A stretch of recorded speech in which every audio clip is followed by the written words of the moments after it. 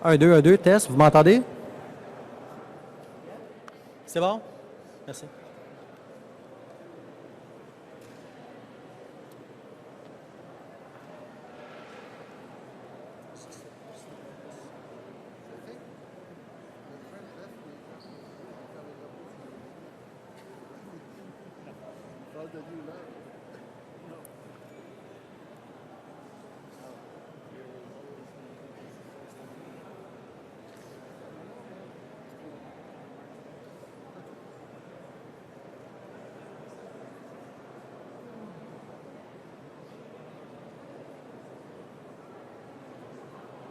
C'est bon? Oui.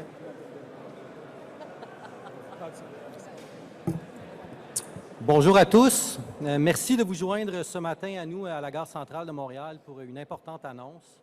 Mon nom est Simon Richard, je suis conseiller en communication chez Transport Canada. Je serai votre hôte aujourd'hui dans le cadre de cette conférence. Tout d'abord, nous tenons à remercier les Premières Nations qui ont fréquenté et occupé ce territoire pendant des millénaires pour leur accueil sur leur territoire traditionnel. Before we begin, I would like to thank our guests for being present here today, including VHFR board members Fiona Londin and Rob Funberg, as well as Marc-Olivier Ranger, via HFR Chief Executive Officer by Interim and Corporate Secretary. Now, I would like to invite the Minister of Transport, the Honorable Omar Alghabra, to take the floor to make an important announcement on the next steps for the high-frequency rail project.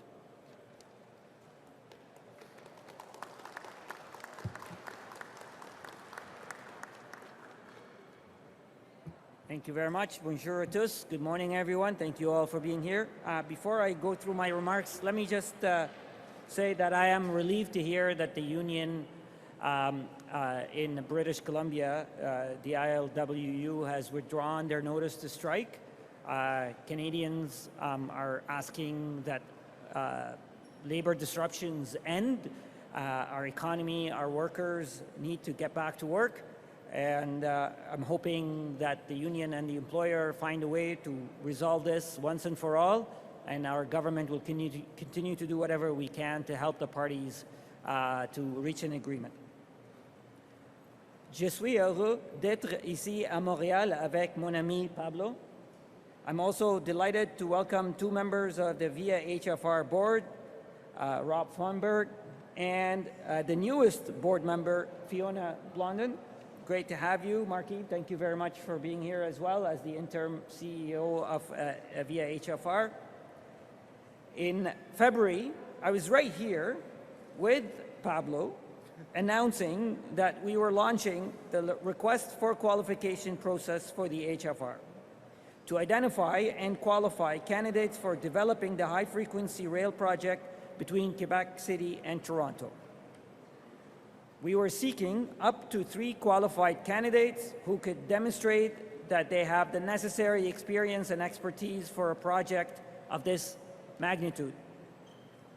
On cherchait jusqu'à trois candidats pour développer la TGF. Today, I'm pleased to be back to announce that the request for qualification process has been completed, and we now have our qualified candidates. 3 consortia will be invited to continue to the next stage of the procurement process, which is the request for proposal phase. Les candidats choisis sont, first, Cadence, which includes CDPQ Infra, SNC Lavalin, Sistra Canada, and Keolis Canada. Second, Intercity Rail Developers, which includes Intercity Development Partners, Ellis Don Capital, Kilmer Transportation, First Rail Holdings, Jacobs, Hatch, SEMA Plus, First Group, RATP Dev Canada, and Renfe Operadora. Third, QConnexiON Rail Partners. It includes Fengate, John Lang, Bechtel, WSP Canada, and Deutsche Bahn. The request for proposal stage will determine who will be chosen as the private developer partner for the high-frequency rail project. It is now up to these consortia to propose their visions for the best possible project for high-frequency rail. Ils pourront proposer leur vision pour la TGF. In fact, the RFP stage will include an opportunity to provide a primary proposal and a more ambitious option for higher speeds and shorter journey times. The RFP is expected to be formally launched in September of this year, and the participants will have until the summer of 2024 to submit their proposals for evaluation. Les demandes de proposition va débuter en septembre. After that, when a final private developer partner is selected, it will work collaboratively with Transport Canada and Via HFR, the newly formed subsidiary of Via Rail, to further design, develop, and advance the project. While this may sound like a time-consuming process with many steps, it's necessary because this is a large and important project. It is the largest transportation infrastructure project, and we want to make sure it's done right. On veut s'assurer que c'est fait correctement. With these qualified candidates, I am confident that the competition will be rigorous. And on that topic, I would like to point out that the entire procurement process has followed and will continue to follow the highest standards and being overseen by a fairness monitor, an independent consultant who is an objective observer of the procurement process. Now that we have 3 qualified consortia representing many of the best and most accomplished Canadian and international companies in the field, we are one step closer to determining what the final project would look like. On est prêt de déterminer à quoi va ressembler la TGF. With more frequent and more predictable service, with trains on dedicated tracks providing a greener travel option, high-frequency rail will give Canadians a world-class passenger rail transportation system between Quebec City and Toronto. Shorter journey times could also mean using high-speed segments. Des voyages plus courts pourraient signifier des segments à grande vitesse. And we will ensure that communities like Trois-Rivières and Peterborough are included so that this project benefits Canadians beyond the major centres of Toronto, Montreal, Ottawa, and Quebec City.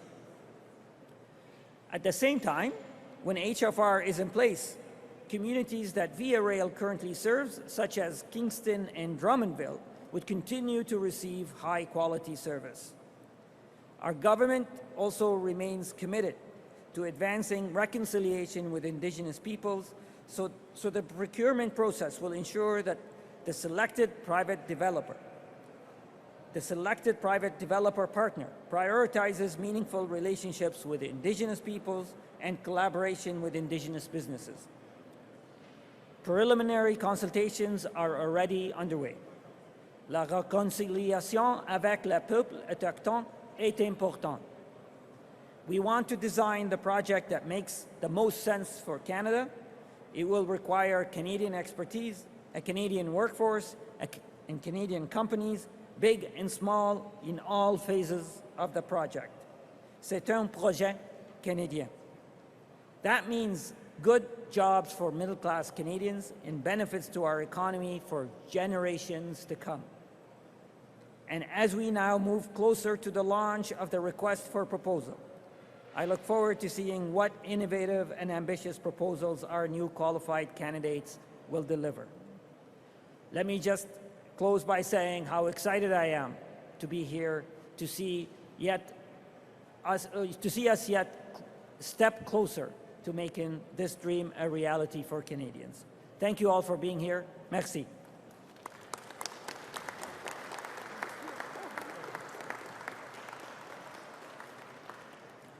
Merci, Monsieur le ministre. J'aimerais maintenant inviter le ministre du Patrimoine canadien et lieutenant du Québec, l'honorable Pablo Rodriguez, à prendre la parole. Merci beaucoup. Bon matin, tout le monde. Cher Omar, toujours un plaisir de t'avoir avec nous. Cher Faisal, belle surprise. Merci d'être avec nous ce matin, Madame, Messieurs les membres du conseil d'administration. Salut tout le monde. Très heureux d'être ici encore une fois au même endroit pour une belle nouvelle. Donc, très heureux d'être ici avec Omar. Je pense que ça fait 3-4 annonces qu'on fait ensemble sur un projet qui est extrêmement important, un projet structurant, un projet d'avenir. Content d'être à Montréal, qui va être au cœur du projet de train à grande fréquence entre Québec et Toronto. On est en plein là, en plein milieu. En février, vous vous rappellerez qu'on était ici pour annoncer le lancement du processus de demande de qualification. On cherchait jusqu'à 3 candidats. Bien, on a justement 3 candidats. Et comme le dit Omar, la demande de proposition va être officiellement lancée en septembre et les participants vont avoir jusqu'à l'été 2024 pour nous envoyer une soumission détaillée. Ensuite, bien, on va pouvoir sélectionner le consortium qui va travailler via TGF pour réaliser le projet. Alors, ce qui est intéressant ici, ce qui est un peu différent, c'est qu'on leur demande 2 options. Il y a la proposition principale qu'on connaît bien, mais une autre plus ambitieuse avec des temps de trajet qui sont encore plus courts. On sait qu'il y a beaucoup d'intérêt pour un train à grande vitesse, mais pour ça, on en parle, mais pour ça, il faut que ça fasse du sens. Il faut que ça fasse du sens du point de vue économique, mais aussi il faut que ça fasse du sens du point de vue social parce que les communautés comme Laval, Trois-Rivières, Peterborough, il faut les rejoindre, il faut qu'elles soient desservies et ça, c'est pas négociable. Alors, c'est un gouvernement qui a énormément d'ambition. On dit toujours amenez-en des projets. Bien, ça en est un beau grand projet.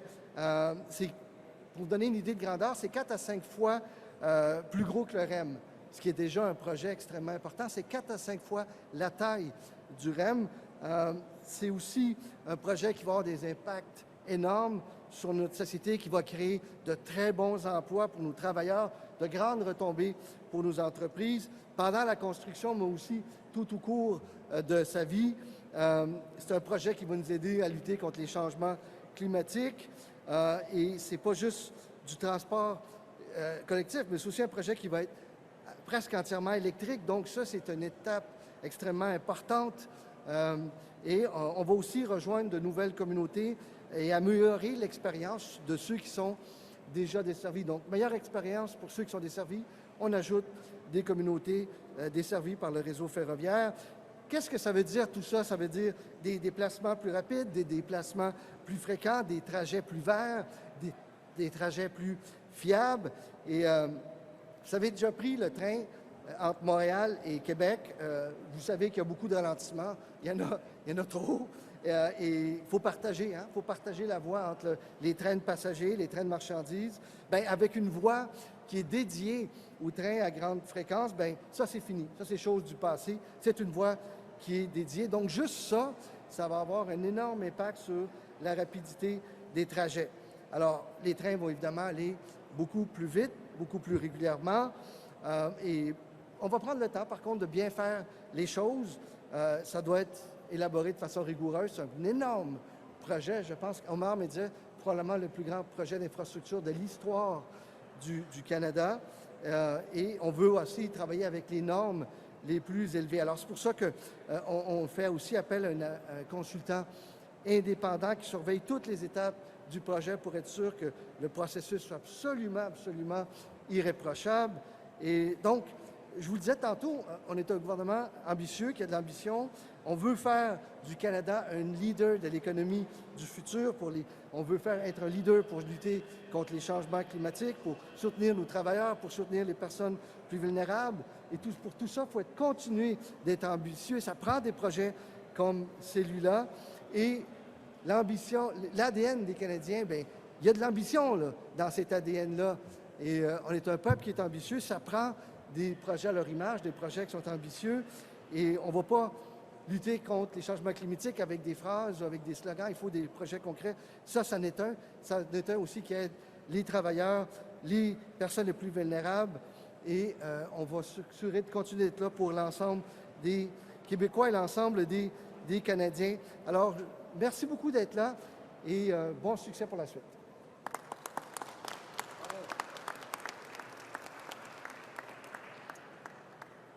Merci, Monsieur le ministre.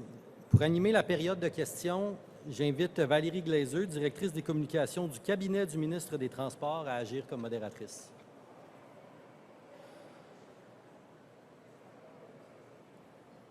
On a besoin d'un micro ici, à la régie. OK, bon. Merci, Simon. Donc, on va commencer avec la période de questions. C'est une question et une question de suivi. On a 2 micros, donc on peut peut-être passer avec une question de l'autre micro et ensuite aller à celui-ci. Vous pouvez y aller. Bonjour, Annie Villemette au 98.5. Monsieur Alghabra, how long you will be patient about Vancouver for a new agreement? Look, I was relieved to hear yesterday that the union has withdrawn the notice to strike and that they're back at work. So I had run out of patience given that we've seen disruptions for 13 days, and I'm relieved to see that the union is back at work. I will continue to monitor the development and encourage the parties to settle this once and for all, and we'll offer our assistance in any way, shape, or form. The best way to resolve this is through an agreement by the parties.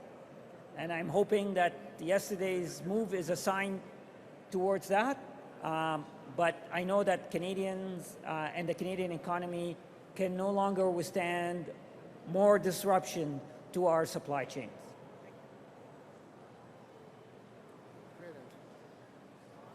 Est-ce que tu avais un suivi ou... C'est bon? OK, on va prendre une question de ce micro-ci. Oui, bonjour, Julien Arsenault de la presse. Pour M. Rodriguez, ça peut aussi s'adresser à M. Alghabra.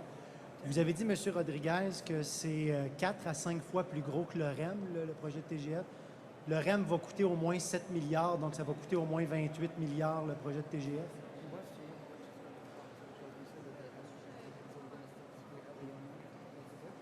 Oui, c'est effectivement, c'est pas mal plus gros, 4 à 5 fois le REM, mais pour les coûts, on va attendre un petit peu. Il faut attendre le processus qui soit à branle. On ne peut pas vous parler de coûts maintenant. Vous avez aucune, votre gouvernement n'a aucune idée des coûts? Forgive me for answering in English. Because it's a competitive process right now, it would be unhelpful for me to add and to speculate any numbers because I don't want to prejudice the competition that is going to take place between the various partners.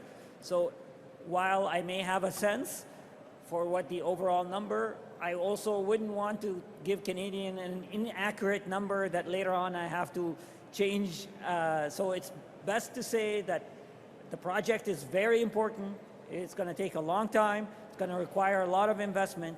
But for us to finalize the dollar figures, we need to first select the partner, second, select the final design, and then and assess the environmental impact assessment, partner with Indigenous people, and then we'll know what the total cost will be. You're asking for a basic, well, I'll resume. You're asking for a basic proposition and a more, I'll say, ambitious, I don't know the right word, but it looks like you don't really know what kind of form of project the government wants for that.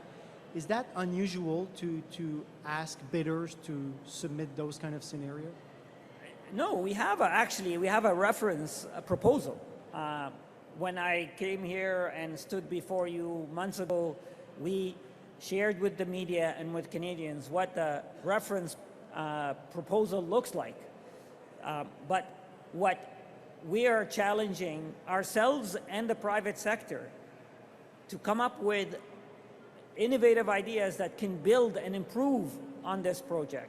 So we have a reference proposal, and this actually explains why we are inviting the private sector from around the world and from Canada, because we want to come up with the best project for Canadians. Canadians deserve, when we're building such a large project, to do the best that we can, to have the best value. So yes, we have an idea, but we want to invite and challenge partners to come up with more innovative ways to improve on the idea that we have. Yeah.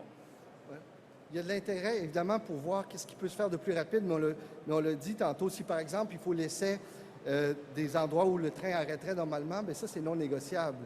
on a des objectifs aussi en termes de communauté, en termes d'endroits qui doivent être desservis. Donc, on veut regarder, oui, à la proposition normale, on la connaît extrêmement bien. Regardons s'il y a des choses qui sont possibles plus rapides sur le plan financier, sur le plan de l'acceptabilité sociale, mais sans abandonner les communautés qu'on veut desservir.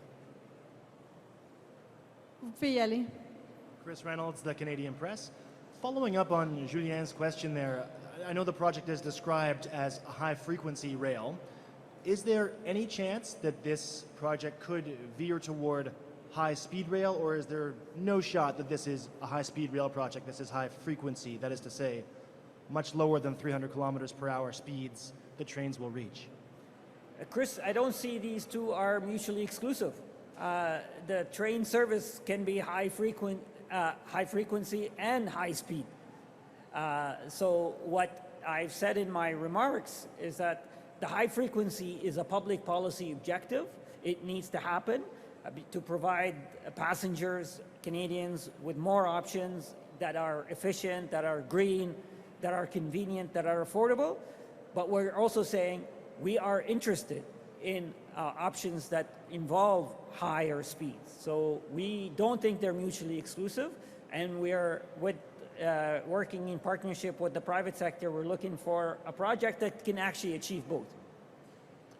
Back to the port strike for a second, or the recent strike.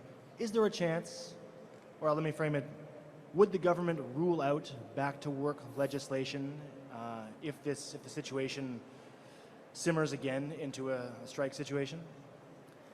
Our government has fundamentally and consistently been supporters of the workers' ability to organize and negotiate on behalf of their members to reach a deal. We've demonstrated that throughout our mandate, where we've had difficult negotiation processes with different organizations, and we encourage the parties to reach a deal, and a deal has been reached. I am hoping we're going to see a similar outcome here in the port of on the West Coast. That is the ideal outcome. A deal to be reached by both sides, and we thought there was a tentative agreement that they reached last Thursday. I still don't know what happened a couple of days ago, but now I'm relieved to hear that the strike notice has been lifted, and now they're back at work, and I'm hoping we can proceed. For the train back again, when are you expecting the work to start to see concretely this train being built? Well, work has started, unless you're referring to work as construction work, but work has started 2 years ago on the design, on the consultation, on ideas. Today, we're seeing an important milestone. This is, again, a big step closer to seeing shovels in the ground. But to your point, we have a process, and it's really important to take Canadians along with us for the journey, because this is a process that's going to take years, and it's important that we show our work every step of the way. Today, we've selected 3 partners who we're going to work with. As of September, we're going to launch the request for a proposal.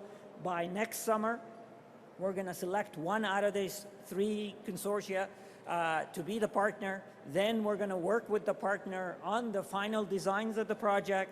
Then we have environmental impact assessment. We have finalization of negotiations with communities, with Indigenous people. So again, the forecast is that I'd love to see the service in operation in mid-2030s. That is where we expect the service to be ready to begin. Construction a few years from now, but it is a lengthy process. I acknowledge that, but this is the best way to do it, because we want to do it right, and we want to get the best value for Canadians. And today we have 3 consortiums announced, but were there more groups who showed interest to build that train and that you decided to reject, and if so, why? So we had 4 consortia apply, and each of those 4 were assessed on the same points. There were a rigorous selection process where the applicants were assessed rigorously and systematically on each of their points. There was one party that did not qualify, but for commercial reasons, I'm not going to name them. But we selected 3. The top 3 were selected out of the 4 applicants. Oui, on va aller à l'autre microphone. Hi, Minister Alghabra, Vanessa Lee with CTV News. Do you know if contract talks are resuming with the BC Maritime Employers Association on that new deal? Vanessa, this happened yesterday evening, so I am hoping that first, I know that the workers are back at work, and I'm hoping that this once and for all will be resolved. I am not aware of ongoing negotiation just yet, but because it just happened last night. So I will continue to monitor the situation. I will continue to offer support to the parties to finalize the deal. Hopefully the deal that they agreed on tentatively last week is a great starting point for them or maybe final point to reach to once again to agree on moving forward. But I will continue to offer assistance to the parties to help them finalize it once and for all. And further to Chris's question, is back to work legislation a tool that you as transport minister will potentially be using more often to help resolve issues like this? As I said, our objective is to encourage the parties to reach an agreement on their own. This is the best way to maintain peace, to maintain resilience in our supply chains, to maintain fairness in the workplace, is for the parties to reach an agreement on their own with support from Labour Canada, with support from Transport Canada. We want to be there through mediation, through other type of support, but the best way is for the parties to reach an agreement on their own. So it's a follow-up on Vanessa's question. It's for my colleagues at Global National in Ottawa. You pretty much just answered it, but your government says it's pursuing all available options to ensure the stability of the supply chain. What are some of those options that you're exploring? Well, look, we were at a point where there was 13 days of full disruption plus 5 days of uncertainty, a total of 18 days of uncertainty and disruption at our largest ports in the country. We were at a point where felt we have a responsibility and a duty to protect Canadian workers across the country, Canadian economy, and we were exploring options. I don't think it's necessary now to talk about these options, given that the union is decided to withdraw their strike notice. I am relieved to see this. I am happy to see workers back at work, and I'll continue to encourage parties to finalize the deal amongst themselves. Was there any pressure on the government's part to get them to withdraw the strike notice? Again, I don't want to talk about the union process, because that's up to the union to talk about how they reach their conclusion. But we at the government, led by Minister O'Regan, Minister of Labour, with support of Transport Canada, did and will continue to do everything we can to encourage the parties to resolve this matter. I've had conversations with the union and the employers. Minister O'Regan has had conversations with the union and employers. We've had conversations with other stakeholders. We've offered mediation, so we utilize all tools available to us to encourage the parties to reach an agreement. Once again, I want to say I am relieved to see that the workers are back at work and that they withdrew their strike notice. Thank you. Hi, Sarah Aldaba, CBC News, Montreal. You said that the workers in Vancouver would do... I can barely hear you, by the way. Better? Yes. Okay. So how confident are you that this latest move by the union will help find a resolution for the strike? I still couldn't hear you, I'm sorry. Can we turn the speaker a bit? Oh, there we go. Yes, thank you. Okay. So how confident are you that this latest move by the union will help find a resolution for the strike in Vancouver? I am very hopeful. I am very hopeful. As I said, I'm relieved. So the workers now are back at work. The ports are operating. It's going to take some time, by the way, for the ports to catch up after the number of days that the ports were disrupted. So we already have a backlog of inventory and cargo that needs to be transported. So I hope that we won't see any more labor disruption. I will, I have confidence in the unions and the employers' desire to stop labor disruption and to get back to work. The process of negotiation tends to be messy sometimes, tends to be complicated. This is an element, a characteristic element of what negotiations would look like.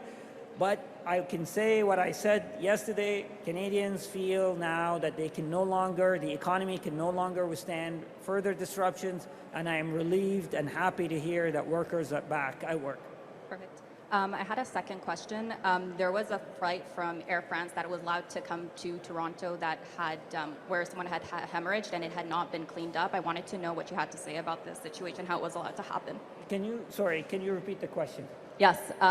There was a flight from Air France that was allowed to come to Toronto where a man had hemorrhaged and people were allowed to board this flight without a proper cleanup having been done. I wanted to know what you had to say about that situation.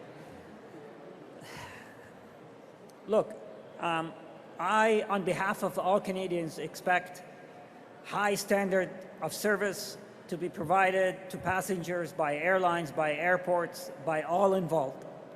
Canadians deserve and expect to get what they pay for when they buy tickets.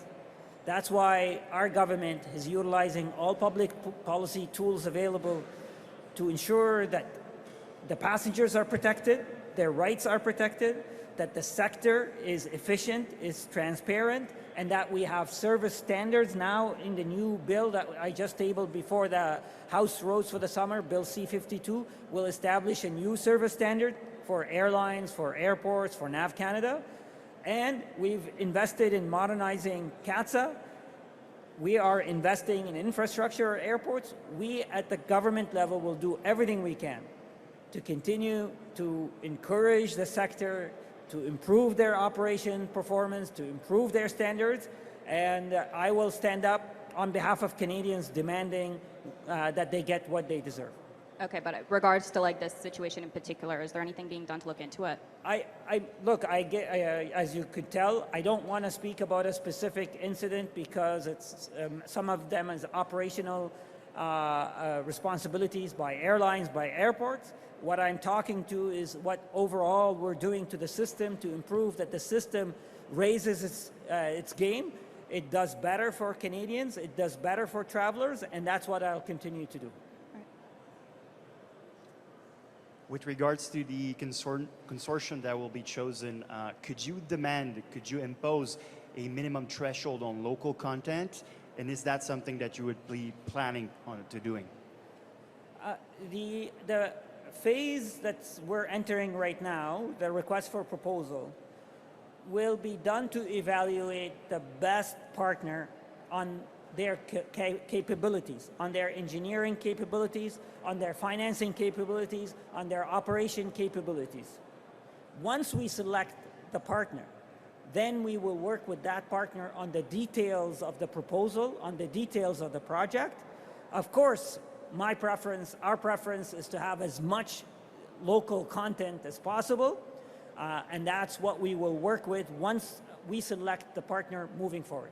There's no way to prioritize local partners, local businesses for that consortium? The good news is that every consortium that was selected today has Canadian partners. So, and it's exciting. It really is exciting. I believe in the talent and the abilities of our Canadian companies, our Canadian engineering firms. So no matter which of these partners end up being selected, we know we're going to have strong Canadian partners there. So that's a given. But as far as further the development of the project, I expect we are going to do everything we can to ensure that we have domestic content. Thank you. Oui, bonjour, Pierre Saint-Arnaud de la presse canadienne. Monsieur Rodriguez, je voudrais poursuivre sur cette question-là. Monsieur Rodriguez, si c'est possible, parce que je vais avoir des réponses en français. Concernant le contenu canadien, est-ce qu'on a mis des exigences en matière de contenu canadien? Y a-t-il des minimums? Y a-t-il des quotas qui sont requis pour le contenu canadien pour un projet de cette ampleur-là? Tout d'abord, il y a des partenaires canadiens dans chacun des consortiums retenus, donc ça, c'était fondamental. Deuxième chose, c'est une priorité absolue d'avoir du contenu canadien. Maintenant, ça va être négocié avec le consortium qui sera retenu, mais pour le gouvernement, c'est toujours une priorité que d'avoir un maximum de retombées économiques chez nous. Vous n'avez pas établi de minimum, là, si je comprends bien. Vous n'avez pas établi de minimum, là, si je comprends bien. Ça fait partie des discussions qui vont avoir lieu avec le consortium retenu. Ma deuxième question, M. Rodriguez, vous y avez fait référence, c'est concernant le fait qu'on pourrait peut-être, le ministre Alghabra en a parlé aussi, peut-être avoir un élément de train à haute vitesse. Pourquoi est-ce qu'on ne part pas du principe de train à haute vitesse? Tous les endroits où il y a des trains à haute vitesse, que ce soit en Europe, que ce soit au Japon, ce sont des terrains où est-ce qu'il y a des concentrations importantes de population sur des petits territoires. Ici, c'est le contraire. C'est un grand territoire avec pas de grande concentration de population. Pourquoi ne vise-t-on pas, au départ, un train à haute vitesse? Écoutez, déjà, d'avoir un train à grande fréquence avec une voie qui lui est dédiée vient changer la donne complètement. Il n'est plus question ici de céder le passage. Donc, vous allez avoir un train qui va faire le parcours de façon beaucoup plus rapide, de façon beaucoup plus régulière. Et on veut explorer cette option-là d'aller plus vite. Mais il y a aussi des objectifs de desserte, c'est-à-dire qu'il y a des populations qu'on veut desservir. Alors, si quelqu'un nous dit « Moi, je vais te faire arriver beaucoup plus vite, mais on oublie un paquet de villes en chemin », bien ça ne marchera pas. Et si le coût est exorbitant, bien aussi, il y a des limites à ce que les Canadiens sont prêts à payer et acceptent de payer. Alors, on a notre projet global qui a des objectifs précis à atteindre et on regarde si c'est possible d'aller plus vite, mais toujours en atteignant ces objectifs-là parce qu'il y a des choses qui sont non négociables. Merci. Emmanuel Lerounega de Nouveau. Je continue un peu sur la même question. Concernant la haute vitesse, quel est l'espace de jeu? Parce que là, vous dites on s'ouvre à la haute vitesse, on accepte qu'il y aura peut-être la haute vitesse, on demande des propositions, mais quel espace est-ce que vous lui accordez? Est-ce que vous serez prêt à aller à un tiers du prix de plus, un quart du prix? Je sais qu'on n'a pas évalué ça, mais à quel point est-ce que c'est sérieux dans le processus? Puis aussi, on lance un projet qui va être là pour une centaine d'années après. Est-ce que ce ne serait pas important de mettre un peu plus pour s'assurer que ce projet-là réponde aux besoins dans 50 ans, dans 60 ans? Bien, tout d'abord, il faut comprendre que déjà dans la phase régulière, le train va aller beaucoup plus vite. Il va aller jusqu'à 200 km, alors ce qui est beaucoup plus vite que ce que l'on voit actuellement et de façon régulière, donc ininterrompue, ce qui vient ralentir, accélérer de beaucoup le délai d'opération. Maintenant, pour le reste, il va falloir discuter avec les autres entreprises aussi, parce que, je le disais tantôt, il y a des objectifs de desserte. Vous savez, si quelqu'un me dit « je pars de Québec, je m'en vais à Toronto, j'arrête nulle part », bien c'est sûr qu'il va arriver plus vite. Mais si en chemin, je m'arrête à Trois-Rivières, je m'arrête à Montréal, je m'arrête à certains endroits stratégiques, c'est autre chose. Donc, il faut voir quelle est la capacité en termes de vitesse lorsqu'on respecte les objectifs du gouvernement au niveau de la desserte, mais aussi au niveau des coûts. C'est pas un open bar, cette affaire-là. On demande aux entreprises de nous fournir des possibilités d'aller plus rapidement à un coût qui soit acceptable pour le gouvernement, avec une acceptabilité sociale qui le soit acceptable également aussi. Parce qu'en Europe, on va avoir du TGV, même entre villes qui sont rapprochées. Donc, j'avoue que j'ai de la difficulté à comprendre l'impossibilité de faire cohabiter la desserte et la grande vitesse. Et on ne répond pas nous-mêmes à la question actuellement. On ne dit pas c'est impossible ou c'est possible. Ce que l'on dit, c'est que regardons ensemble avec le partenaire retenu qu'est-ce qu'on peut faire pour accélérer, mais en tenant compte des objectifs de desserte et autres, mais aussi l'aspect financier, il faut comprendre ça. Parce que déjà, le projet initial, c'est beaucoup de sous. Par contre, c'est un projet qui est nécessaire pour toutes sortes de raisons. C'est un projet qui amène d'excellents emplois chez nous. C'est un projet qui nous aide à lutter contre les changements climatiques. Mais il faut que ça se fasse selon notre capacité de payer aussi. Merci. Bonjour, Quentin Dufresne, journal Métro. Monsieur Rodriguez aussi, j'aimerais avoir une réponse en français. Donc, on parle de possibilité d'avoir un TGV, d'avoir de la haute vitesse. Est-ce que votre souhait à vous, c'est comme certitude, vous le souhaitez, vous voulez un TGV? Parce que vous parlez de possibilité, est-ce qu'on parle de possibilité ou d'une certitude d'avoir un TGV un jour entre Toronto et Québec? on veut le mieux qu'on peut avoir pour le meilleur coût.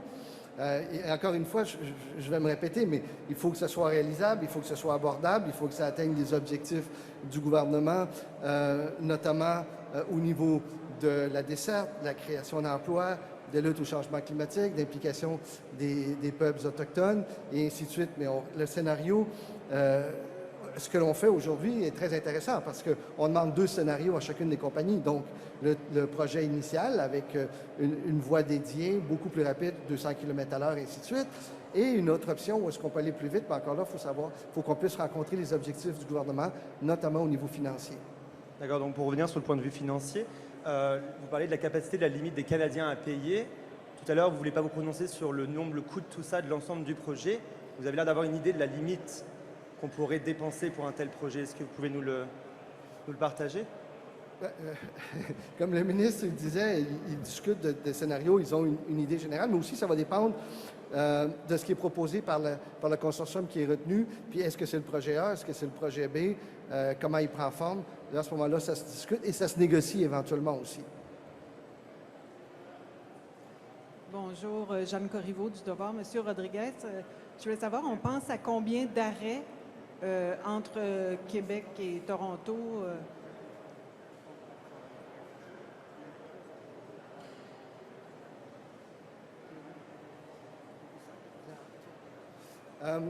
Pour l'instant, ce que mon collègue disait, c'était qu'on avait de manière certaine Montréal, Trois-Rivières, Laval, et ensuite on va discuter de la possibilité d'inclure d'autres arrêts. D'autres villes au Québec et en Ontario, j'imagine? Oui, ça pourrait être les deux. Ça pourrait être les deux. C'est ce qui va être discuté. Okay, on va prendre une dernière question. Je ne sais pas s'il y a quelqu'un qui n'en a pas posé encore. OK, ben à ce moment-là, ça conclut la conférence de presse. Merci tout le monde. Thank you, everyone.